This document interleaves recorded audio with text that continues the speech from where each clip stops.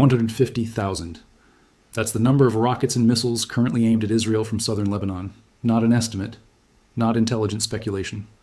150,000 confirmed launch systems dispersed across 200 villages in a zone that extends from the Mediterranean coast to the Syrian border. And 72 hours ago, Iran gave Hezbollah the authorization code to begin targeting Israeli population centers. Not military bases, not infrastructure, population centers, Tel Aviv, Haifa, Jerusalem, the places where 70% of Israel's population lives within a 40-kilometer radius. Let me tell you exactly what just changed. For 18 years since the 2006 war, Hezbollah has been building this arsenal under a gentleman's agreement with Israel. We don't fire everything we have. You don't invade Lebanon and destroy everything we've built. Both sides maintained the fiction that this was a manageable threat, a strategic balance. Israel believed its air defenses could handle limited attacks. Hezbollah believed its arsenal provided deterrence without requiring use. That agreement just ended. Iran didn't ask Hezbollah to activate the arsenal. Iran ordered it. And the difference between those two words is the difference between a regional militant group with independent decision-making and a proxy force taking direct operational commands from Tehran. Here's what 150,000 launch systems actually means in practical terms. Israel's Iron Dome has 10 batteries deployed across the country. Each battery has 60 interceptors ready to fire. That's 600 interceptors total at maximum readiness. The time required to reload a battery after its interceptors are expended is approximately 24 hours, assuming the resupply trucks can reach the battery location safely, assuming the roads aren't under attack, assuming the crews survive to perform the reload. 600 interceptors versus 150,000 incoming projectiles. The math is not complicated. Iron Dome can intercept 600 threats if every single interceptor achieves a hit, which has never happened in combat. The actual success rate is approximately 85%. That means 600 interceptors destroy roughly 510 incoming projectiles. Israel has David's Sling for medium-range threats and arrow systems for long-range ballistic missiles, but those systems have even fewer interceptors available and are designed for different threat profiles. The combined Israeli air defense network can intercept perhaps 2,000 incoming projectiles if everything works perfectly and every system fires simultaneously with zero malfunctions. Hezbollah has 150,000 projectiles. That's 75 times more than Israel can possibly intercept. The remaining 148,000 will hit their targets unimpeded. Let me walk through what Hezbollah actually has in those 150,000 launch systems. The bottom tier is approximately 100,000 short-range unguided rockets. Katyusha variants, 120 mm artillery rockets, range of 20 to 40 kilometers, warheads between 10 and 20 kilograms. These are area saturation weapons, designed to be fired in salvos of 50 to 100 rockets simultaneously at cities in northern Israel, forcing entire populations into shelters, while more dangerous systems launch. The middle tier is approximately 40,000 medium-range rockets. Fajr 5 systems with 70 to 100 kilometer ranges can reach Tel Aviv from southern Lebanon. Warheads of 45 to 90 kilograms, enough to collapse residential buildings. Each interception costs Israel $50,000. Each rocket costs Hezbollah approximately $2,000. The cost exchange ratio is 25 to 1 in Hezbollah's favor, before accounting for the fact that Hezbollah has 20 times more rockets than Israel has interceptors. The top tier is approximately 10,000 precision-guided missiles and long-range systems. This is where the threat becomes existential rather than merely devastating. Fateh 1 and 10 missiles with 300-kilometer range and GPS guidance accurate to within 10 meters. Zelzal 2 missiles with 200-kilometer range and 600-kilogram warheads. Scud variants with ranges exceeding 400 kilometers. M600 missiles, which are Syrian-modified Fateh 110s with even better accuracy. These are not rockets. These are ballistic missiles, with guidance systems that can hit specific buildings in Tel Aviv from launch sites in northern Lebanon. And Hezbollah has 10,000 of them. Let me tell you what 10,000 precision-guided missiles means for Israeli infrastructure. Israel has 7 major power plants supplying 85% of electricity, 3 desalination facilities providing 80% of drinking water, and 1 international airport handling 96% of passenger traffic. Hezbollah can assign hundreds of missiles to each critical facility and still have thousands remaining for military targets. I want you to understand what happens when these systems fire simultaneously in a coordinated saturation attack, because this is not a scenario where Hezbollah fires 100 rockets and waits to see what happens. This is a scenario where Hezbollah fires 5,000 projectiles in the first 20 minutes. Here's the sequence. Minute 0, southern Lebanon launches 2,000 short-range Katyusha rockets at towns and cities within 40 kilometers of the border. The rockets are fired from mobile launchers dispersed across 50 different villages. Each launcher fires its payload and immediately relocates. The rockets are in the air for 90 seconds before impact. Israeli air defense radar detects the launches within 3 seconds. Iron Dome batteries calculate trajectories and determine that approximately 600 rockets are heading toward populated areas that require interception. The remaining 1,400 are calculated to impact in open areas or locations where interception is not cost-effective. Iron Dome begins firing. 60 interceptors launch from batteries covering northern Israel.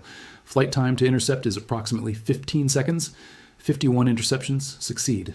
9 interceptors miss or malfunction. That means 549 rockets are still incoming toward populated areas. They impact residential neighborhoods, schools, commercial districts. The warheads are small, but 549 explosions across a dozen towns create thousands of casualties and immediate mass panic. Minute 3, while rescue services are responding to the initial impacts and while Iron Dome batteries are cycling through their reload sequences, Hezbollah launches 1,500 medium-range Fajr 5 rockets at cities across central Israel. These rockets have a flight time of approximately 4 minutes. They will impact at minute 7. Israeli air defense now faces a choice: use the remaining Iron Dome interceptors on these incoming medium-range rockets, or hold interceptors in reserve for the precision-guided missiles that Israeli intelligence knows are coming next. The decision is made. Fire everything available. 400 interceptors launch, 340 interceptions succeed, 1,160 rockets continue toward Tel Aviv, Haifa, and Jerusalem. Minute 7, the rockets impact. 1,160 explosions across Israel's 3 largest cities in a 90-second window. The warheads are larger than the Katyushas. Buildings collapse, fires spread. The civilian alert system is screaming continuous warnings. Shelters are full, hospitals are overwhelmed. Emergency services cannot respond to thousands of simultaneous impact sites. Minute 10, Hezbollah launches 1,500 precision-guided Fateh 110 missiles. These are the systems Israel fears most. GPS-guided, 300-kilometer range, 500-kilogram warheads, accurate to within 10 meters. The targets are not random. The targets are Israel's critical infrastructure: power plants, water facilities, the airport, military command centers, telecommunications hubs. Flight time is 6 minutes. They will impact at minute 16. Israeli air defense has fired 1,060 interceptors in the first 10 minutes. The remaining stockpile across all systems, Iron Dome, David's Sling, Arrow, is approximately 940 interceptors. Now, 1,500 precision-guided missiles are incoming.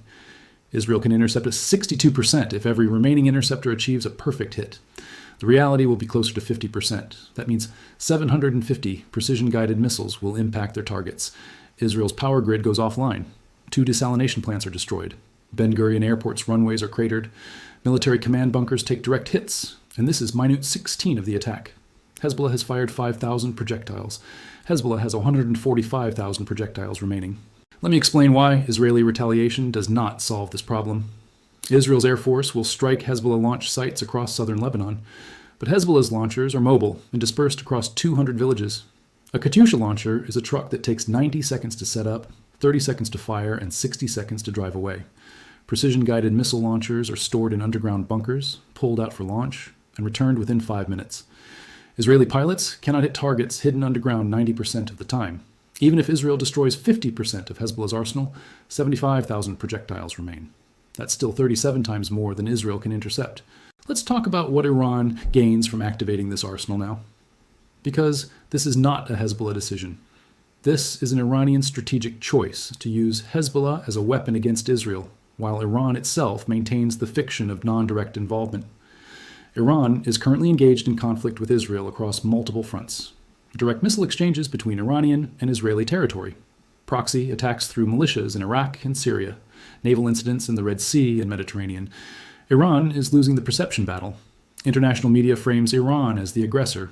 Regional allies are hedging their support.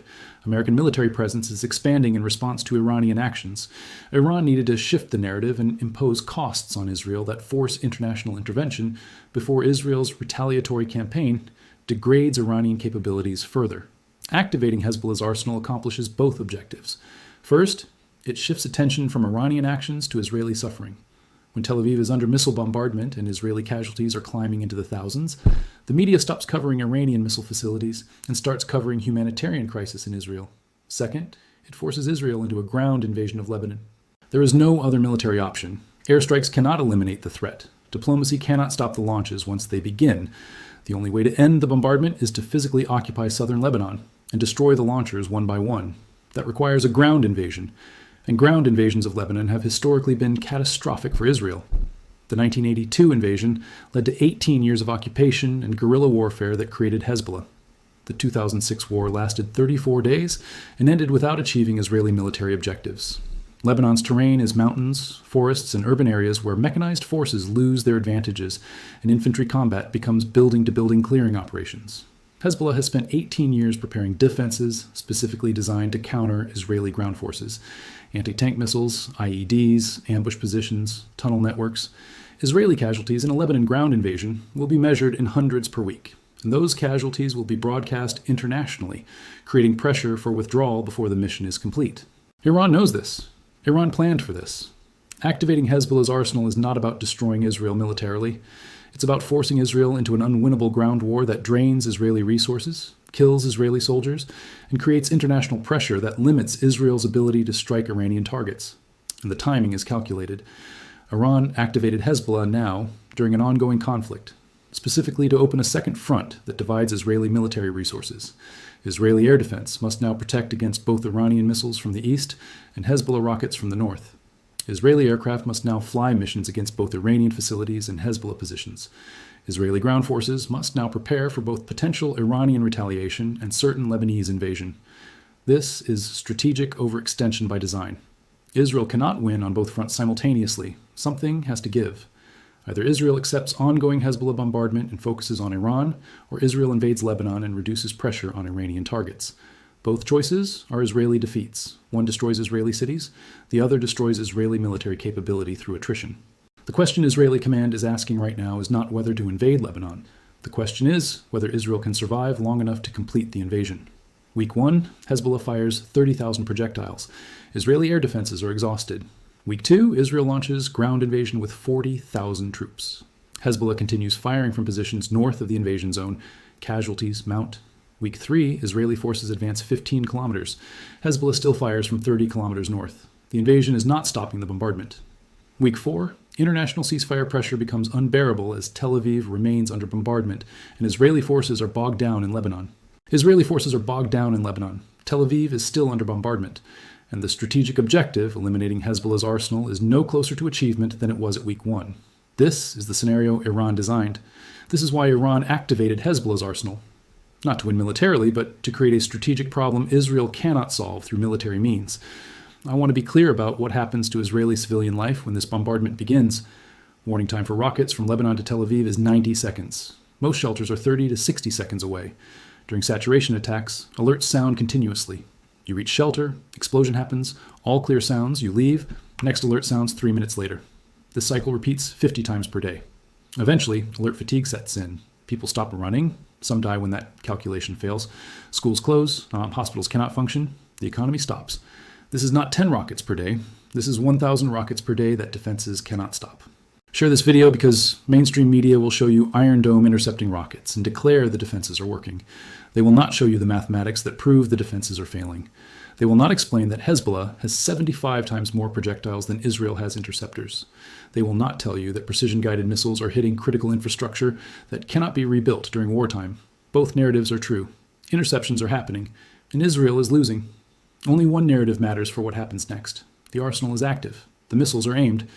And the attack that follows will not be measured in hundreds of casualties.